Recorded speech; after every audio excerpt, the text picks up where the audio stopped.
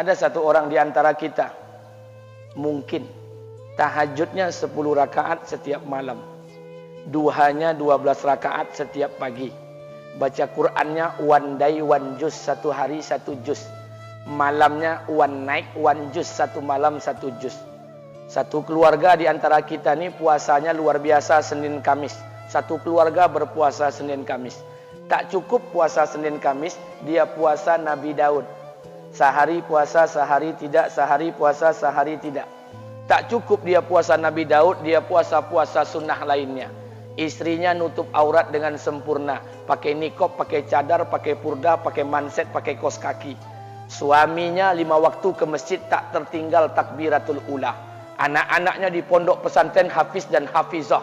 Tiap pagi berinfak, tak pernah menggunjing orang. Quran terjaga, aurat terjaga, tahajud terjaga, 5 waktu terjaga, duha terjaga, Quran terjaga, puasa terjaga. Sempurna satu keluarga nih, amalnya. Tapi sudah 8 tahun dia tak tengok ayah ibunya. Sudah bertahun-tahun dia tak nyapa kedua orang tuanya. Sudah bertahun-tahun dia tak berhubungan baik dengan ayah ibunya. Sudah berminggu-minggu dia berkelahi dengan ayah ibunya. Sudah berhari-hari dia bermusuhan dengan kedua orang tuanya. Maka anak seperti ini, seluruh amal yang mereka kerjakan tertolak di sisi Allah Subhanahu wa taala, tidak akan diterima Allah. Sebaliknya, kalau ada di antara kita hari ini yang pandai melayani ayah ibunya, tidak ada uang ayah ibu dia kasih uang, tak ada rumah ayah ibu dia buatkan rumah, sakit ayah ibu dia bawa ke rumah sakit, dirawat ayah ibunya dia jaga, kotoran ayah ibunya dia bersihkan pakai tangannya sendiri. Ada di antara kita hari ini yang membersihkan kotoran ayah ibunya lebih dia nikmati daripada makanan yang ia sukai. Begitu luar biasanya dia melayani ayah ibunya. Tapi dia tinggalkan solat, dia injak-injak perintah Allah, dia tinggalkan perintah Allah dengan mutlak.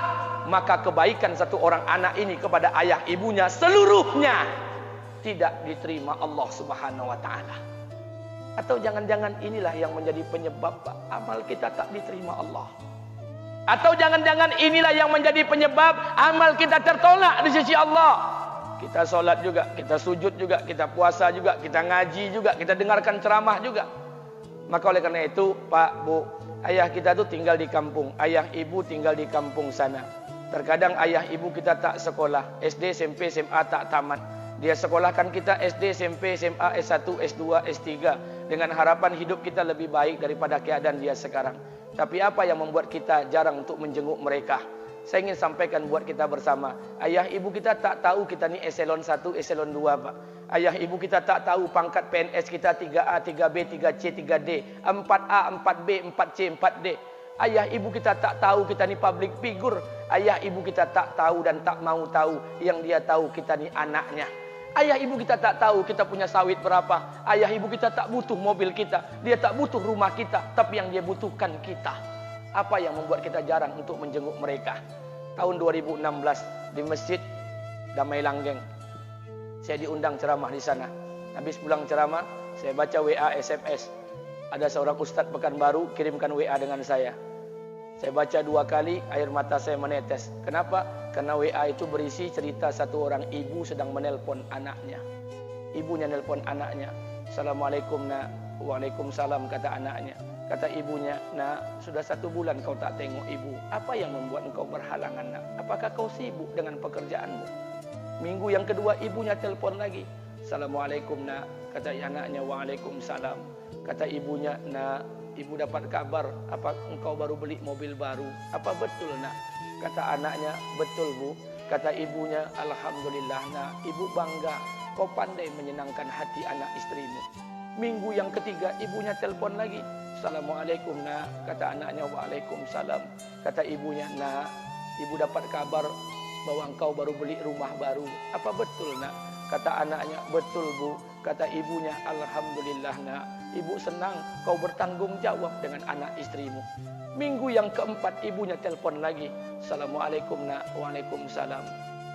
Kata ibunya, nak, tadi ibu pergi ke pasar, ibu jumpa temanmu di pasar. Kata temanmu di pasar, temanmu banyak bercerita tentang kamu. Kata temanmu tadi, kamu baru beli anak anjing seharga 40 juta dari negeri Belanda. Apa betul nak? Kata anaknya, betul. Kata ibunya, nak, dengarkan pesan ibu untuk terakhir kalinya. Apa pesan ibunya? Wahai anakku, engkau pelihara satu ekor anjing. Kau siapkan harga anjing 40 juta. Kau siapkan rumah untuk anjingmu depan rumahmu. Kau jaga anjingmu pagi, siang, dan sore. Kau mandikan anjingmu pagi, siang, dan sore. Kau kasih makan anjingmu pagi, siang, dan sore. Demi Allah nak, dengarkan pesan ibu untuk terakhir kalinya. Apa kata ibunya? Demi Allah nak, demi Allah. Kalau seandainya Allah menciptakan ibu, kalau seandainya Allah menciptakan ibu untuk yang kedua kali di muka bumi ini nak, demi Allah, ibu tak ingin terlahir sebagai manusia. Ibu ingin lahir sebagai seekor anjing, biar berada depan rumahmu dan melihat wajahmu setiap hari. Ibu kita tak butuh harta kita, Pak. Dia tak butuh uang kita, dia butuh kita. Apa yang membuat kita jarang untuk menjenguk mereka? Pantas hidup kita tidak berkah. Pantas rumah tangga kita tidak sakinah. Karena hubungan dengan ayah ibu kita rusak selama ini. Masih ada kesempatan, masih. Yang jauh telepon, yang dekat kunjungi mereka. Demi Allah, kita butuh keberkahan doa mereka. Yang sudah meninggal, ziarahi kuburnya dan doakan mereka. Imam As-Syafi'i berkata, apa kata Imam As-Syafi'i? Manusia zalim, manusia bodoh, kalian tak tahu apabila ayah dan ibu kalian mengangkat tangan di malam hari, dia berdoa kepada Allah untuk anaknya. Doanya cuma sekali, malamnya cuma sekali, hanya sekali saja doanya. Apa kata Imam Syafi'i? Sekali doa ayah dan ibu kalian sudah cukup bagi Allah untuk menjadikan kalian anaknya berkah dunia akhirat.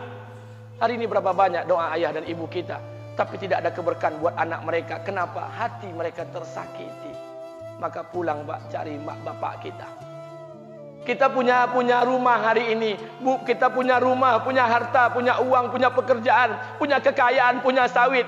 Kita jadi orang hari ini jadi pegawai bukan kena sarjana kita, Pak. Kita jadi orang hari ini bukan kena otak kita. Kita jadi orang hari ini bukan kena kepintaran kita. Kita jadi orang hari ini jangan-jangan kena keberkahan doa ayah dan ibu kita yang tak pandai tulis baca di kampung sana. Cari mak bapak kita, Pak. Demi Allah, kita butuh keberkahan doa mereka. Apa guna di kehidupan dunia sementara Allah tidak ridho dengan kehidupan kita?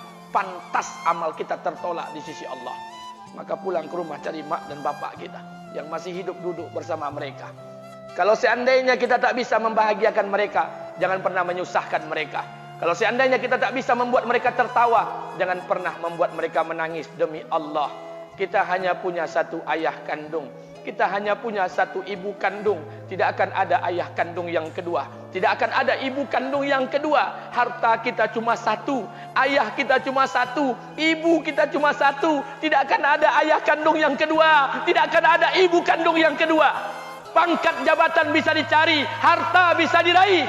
Kesempatan membahagiakan ayah dan ibu kita hanya sekali di kehidupan dunia ini, Pak. Pulanglah. Ketika mereka memanggil, tinggalkan istri, tinggalkan pekerjaan, tinggalkan semua proyek kita. Demi Allah, datangi mereka. Kata Nabi, sesaat kalian duduk bersama ayah dan ibu kalian akan mendatangkan keberkahan. Kenapa kalian tidak duduk bersama mereka? Jangan-jangan inilah yang menjadi penyebab amal-amal kita tertolak di sisi Allah.